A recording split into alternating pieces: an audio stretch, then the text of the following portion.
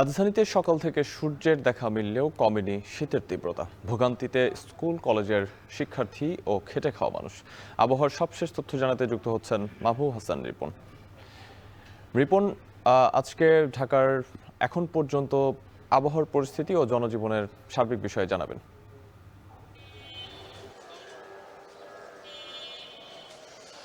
শাহাব, আপনি যেমনটি বলছিলেন যে সূর্যের দেখা মিলেছে কুয়াশার চাদর ভেদ করে।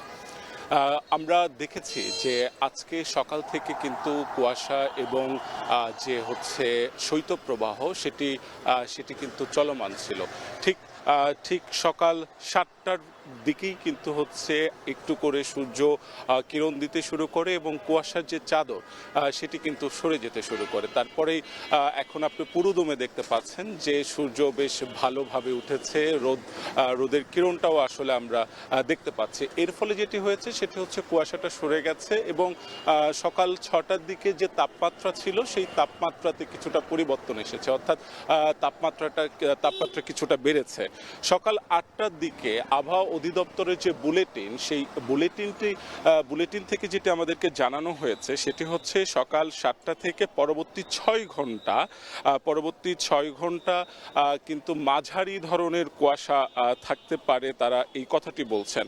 এবং পাশাপাশি তারা এটিও বলার চেষ্টা করছেন যে সেটি হচ্ছে যে আবহাওয়া শুষ্ক থাকবে এবং এর ফলে যেটি হবে সেটি হচ্ছে যে গত কয়েকদিন ধরে আবহাওয়ার যে ওঠানামা ছিল সেই ওঠানামাটা কিন্তু এখনো চলমান থাকবে এবং কোনো এলাকায়, ঢাকার অভ্যন্তরীণ হয়তো নয় কিন্তু ঢাকার আশেপাশে কোনো এলাকায় হালকা থেকে মাঝারি ধরনের কুয়াশা বিরাজ করতে পারে।